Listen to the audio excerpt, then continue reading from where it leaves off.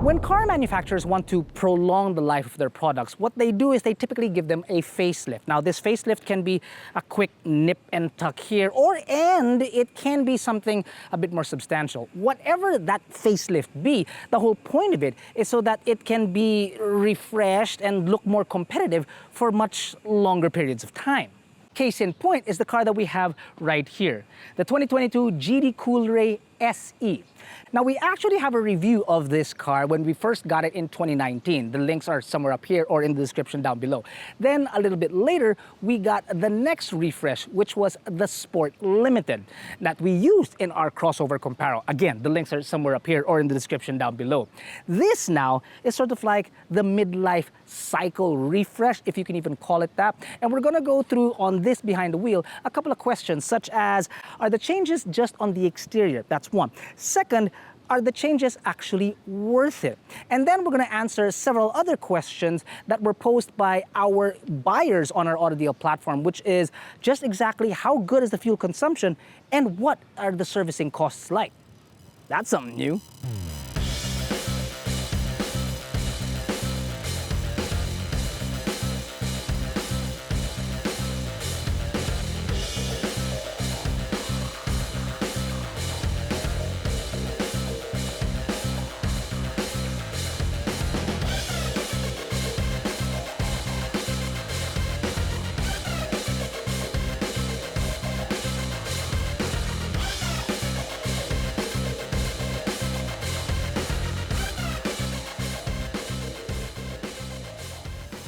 Let's get right into it, shall we? There's a lot to talk about on the exterior. The first would be the new grille. It's no longer the expanding cosmos as we once said it was. Hey, can we get an echo of that, please, editors? Expanding cosmos. Did it work? I hope it did. Anyway, so it's no longer an expanding Cosmos grille. It's now different. And as you can tell, there's a red accent found down here below. Down here on the bottom of the car, this is also all new. This look right here, again, with a red accent. And then it's got Adidas looking stripes down the side. The biggest change on the front clip would be the addition of this, what it looks like it's an X pattern right there. I guess it sort of like brings it in all to the center and then expands at the side. Again, maybe that's their expanding cosmos, but it does actually look pretty good. The lights are still the same. No fog lamps can be found down here. So it's really all aesthetic, nothing mechanical, so to speak. Down the side, there are a few changes. Not to the body lines, however, or the ground clearance or even the repeaters on the side mirror. It's all pretty much the same. What has been added are these red accents, again, found on the bottom of the vehicle. Also, it may take a trained eye, but these wheels are now blacked out. And not just blacked out, but they're actually a new design. It's different from the previous one. It just may look the same because the previous one was also blacked out. Let's move on to the back. There are two changes here at the rear. The spoiler now is a different design. It gives it a more aggressive look, really. The fins are still pretty much the same, but it has a different look to it. And then found down below, yep, you guessed it, there are more red accents on the diffuser. When you open her up, if I can find the button, it's still a power tailgate, which is good. The boot space capacity is still exactly the same as the previous model generation, however it is that you want to call it. If you would like a more in-depth review on just exactly how much space it has compared to other crossovers, like I mentioned earlier, we do have a review of this car against other crossovers. The links are somewhere up here or in the description down below. So that will actually do it for the exterior of the automobile. Thank goodness they still kept the two twin exhausts on either side, because I think that actually looks quite fetching. Is that still a word? Do people still use the word? I don't know with me either. Jack, join me inside and let's see what it is like on the inside of the car. In the rear, well, to be honest with you, there are almost no changes in the rear. Now, that's good and bad at the same time. Good because, well, it's a dependable design already that is comfortable, and the amount of toys that we've talked about inside this automobile is actually pretty good. The bad part about that is that there are no additions, in the sense that, well, this is a glass roof. The air does come in from the front and reaches the rear, but it would have been nice had they added air vents here. There are still no air vents, much like the 2 previous cycles or the facelifts that we've gotten. So that is one thing I would have loved to see them add or incorporate into this new automobile, but unfortunately there is none. Everything else though is still pretty top notch. The thing is, the big change is actually in the seats, but not here in the back. It's actually up front. Let me show you. So the changes in the interior are no, really. It still looks good. It's still soft touch everywhere. And instead of piano blacks, you have this brushed aluminum, which I just absolutely adore. There are no piano blacks here that leave your footprint or footprint. Why would you have it? Never mind. But there are no thumbprints and whatnot. Just on the shifter maybe, but it's very, very tiny. It's very wee. Like I was saying while we were in the back, the big change would be in the seats. And that is because what they've done is that they've kept the cool seats that you will find on the Sport Limited. Unfortunately, it wasn't available in the 2019 model, but in the Sport Limited it was, meaning there's cool air coming out of the seats, which is actually great. The thing though is there's a good part and a bad part to it. The good part is you cannot complain when you're stuck in traffic about how nice and cold your butt is. It's really the best. It's not just your butt, but your lower back as well, so you don't perspire and beads of sweat don't fall into the leather. That's great. The bad part about it is that it can get a little loud. Now, when you turn it from off to on, it really isn't a big deal. But when you turn it from on to off, the difference is like mind-boggling. It's like dead silent when you turn it off. But then again, who's going to be complaining when your butt is nice and cold? Why are we talking about Tucases so much, Jack? I don't know. Anyway, why don't you guys hop into the car and we'll go for a quick drive and see if it does indeed still drive the same as a previous generation or the previous facelift. But before we do consider liking and subscribing our channel because we create these videos, yep, you guessed it, just for you guys. What are you doing? Get in the car, Jack!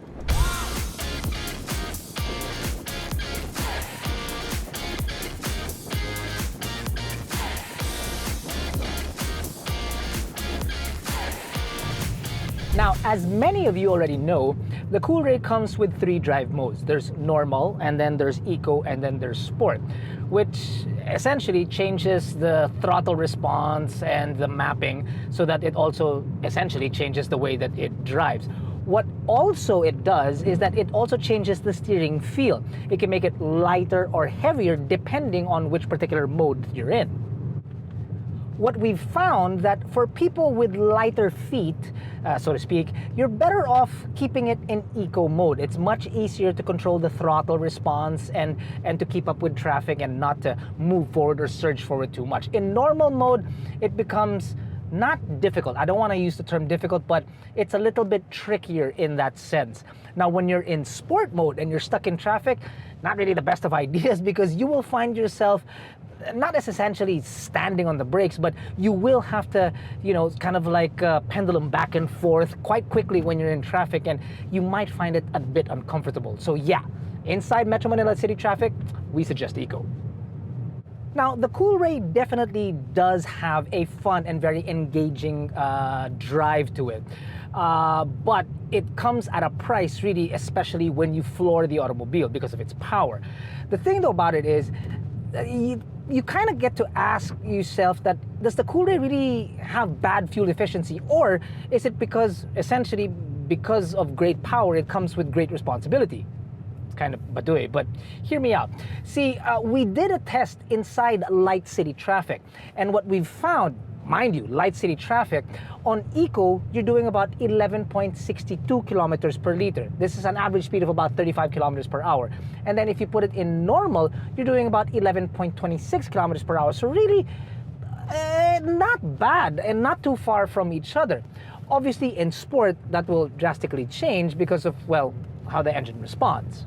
In sport mode, what the engine likes to do is it likes to hold gears a little bit longer to keep it up in the high rev range. So any tap on the accelerator and you end up surging forward. hence the term sport, right?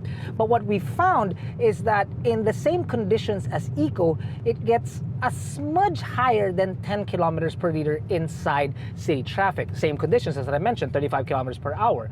So truthfully, it's not that bad in terms of fuel consumption, even on sport mode. It's just that, well, the ride alone is not going to be all that great, obviously.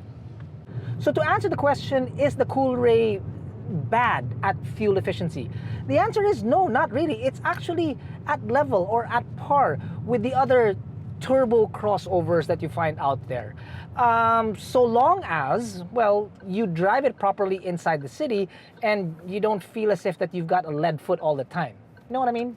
So the Coolray is essentially about 3 years old now, which is actually a good thing because now it's given buyers the opportunity to give it a long-term review, so to speak, as they own the automobile, which we actually have on our platform. See, we give those that purchase automobiles on our website the platform to be able to give us their feedback on what the buying experience was like, the maintenance experience was like, immediately after purchase, 6 months down the line, 12 months down the line, and however long. And it looks as if to be positive, as most are satisfied with the purchases. See, thanks to its feature set, the power it gives, and its overall build quality compared to other rivals. Now, a few customers did note that the Coolray had only average fuel consumption, which is understandable considering its power it's pushing, and then also, well, real world conditions when it comes to traffic. With such great reviews and high recommendations from owners, buying a Coolray seems really more attractive than ever thanks to its now being tried and tested in the Philippines. Now, if you want to buy a Coolray today, you can head on over to our website where we can connect you to the best deals, promos, and agents nationwide. If you want to trade in your vehicle, we also have you covered as we have a new feature that helps you trade in your old vehicle for a new one hassle-free. Instead of you having to do all the hard work, we have dealer partners that will do all the heavy lifting for you and will even give you offers for your old ride. With pretty good reviews and high recommendations from owners, it seems like it's actually a good time to get yourself a Coolray, considering that now it's actually been tried and tested.